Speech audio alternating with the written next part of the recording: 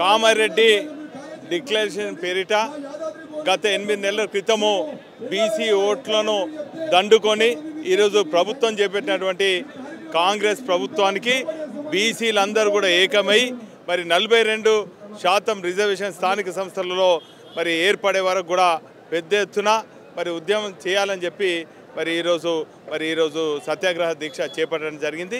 ఈ దీక్షలో మరి అన్ని సంఘాలు, అన్ని కుల సంఘాలు, అన్ని మరి బీసీల కోసం పోరాడుతున్నటువంటి అన్ని సంఘాలు, అన్ని పార్టీలో ఉన్నటువంటి బీసీ మేధావులు, విద్యార్థులు, యువకులు అందరూ కూడా వచ్చి ఈ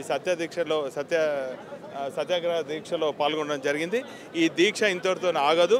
ఖచ్చితంగా కామారెడ్డి డిక్లరేషన్లో స్థానిక సంస్థలు 42% రిజర్వేషన్ అమలయ్యే వరకు, అదేవిధంగా మరి కులగణన చేసే వరకు కూడా ఈ ఉద్యమం ఆగదు।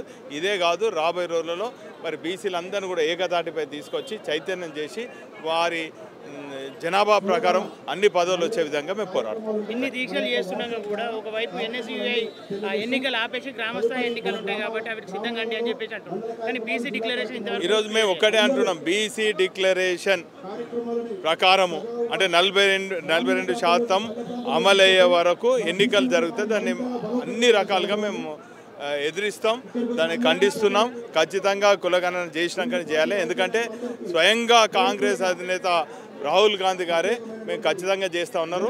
ఈ రేవంత్ రెడ్డి ఈ కాంగ్రెస్ ఈ స్థానిక తెలంగాణ ఉన్నటువంటి కాంగ్రెస్ నాయకులపైన ఈ తెలంగాణ ప్రజలకు నమ్మకం లేదు కాబట్టి పక్కన ఉన్నటువంటి ముఖ్యమంత్రి సిద్ధరామయ్యని తీసుకొచ్చి ఆ రోజు చెప్పడం జరిగింది। సిద్ధరామయ్య గారు స్వయంగా చెప్పిండ్రు, అమలు కాని రోజు నేను ఇక్కడికి వస్తాను అమలు చేస్తాను అని చెప్పి ఈరోజు బీసీ ప్రజలందరూ కూడా మరి ఖచ్చితంగా అమలయ్యే వరకు మరి పోరాడతాం అక్కడ।